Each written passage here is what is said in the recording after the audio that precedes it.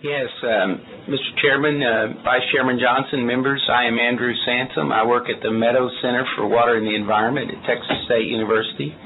I appreciate the opportunity to be before you with my colleagues today. In the interest of time, and because all of the people who have testified before you know more about this issue than I do, I'll be very brief.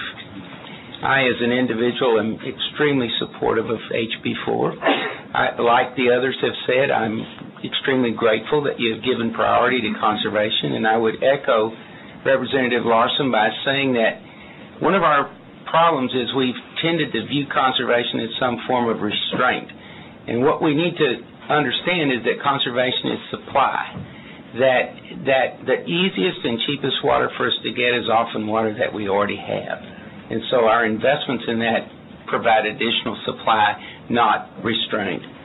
I'm appreciative that you have given attention and been intentional about setting priorities. The Texas Water Plan is the envy of the nation, particularly in the way that we put it together in its stakeholder-driven process. But my colleagues, Carolyn Britton and others, are not charged with deciding which of the projects is most important, where the need is the greatest. And for you to do that is a tremendous contribution. I would like to echo something that has been said in the last panel and what Representative Miller has said, and that is we need to be intentional about rural lands and rural people. All of the raindrops fall in our watersheds, and in Texas they are almost entirely on private property. Our recharge areas, the lands which gather our water and put it back into the aquifers and put it into the streams are basically on private lands. In Texas, we lose rural and agricultural land faster than any other state. In my mind, one of the most critical water problems that we have is the continued fragmentation of family property in Texas. And we have to find a way in the future to keep landowners on that property doing the right thing, because they're the ones that are providing the water for the rest of us. I would urge you in the strongest of terms, though I know that you'll be successful in providing this funding, not to look at additional funding as the only solution to our water problems.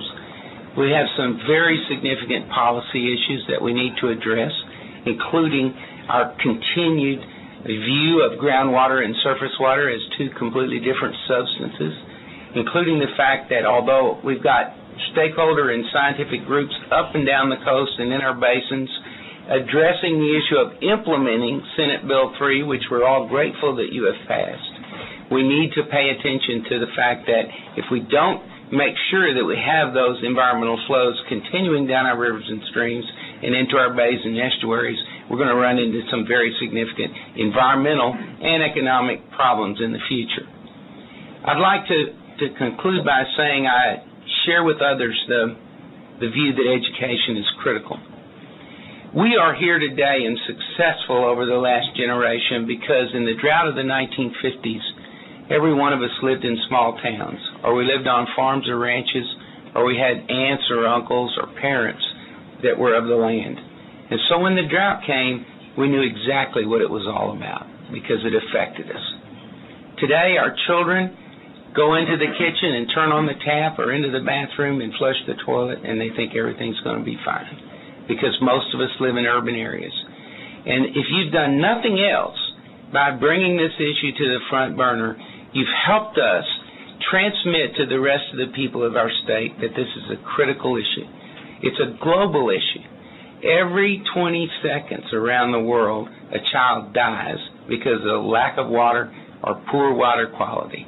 And we've managed in my lifetime and yours to provide our citizens with adequate water supplies. But if we don't address this issue in the future, then we're going to be in a world of hurt, both in terms of our continued economic prosperity and our quality of life.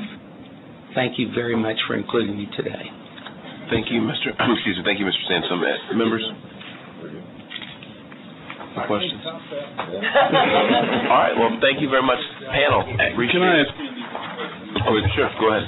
Andy, I'd call you Mr. Water Conservation because of the stance you've taken. Ken. Well, no, I have another title for him. But anyway, you because of your stand, I've got a question for you, because this comes up. You know, isn't there a point on water conservation where you reach a point of maybe diminishing returns? Now, don't get me wrong, we got a lot more conservation to do. We got a lot. I don't think we've even touched the surface of what we can do as far as water conservation. But at some point, it is I hear what you say. It's a supply. But at some point, we're going to have additional supplies. You know what I'm saying? How do you make those two? I think you're absolutely right. I do believe that we need additional supplies, but I think we need to look at water more as a commodity in a marketplace where, as long as we value it correctly, we will conserve it properly and not run out of it. Well, and I would agree with that. I think it's like any other issue, or most of the issues that come before this body, you know, is follow the money. Correct. Thank you. Thank you.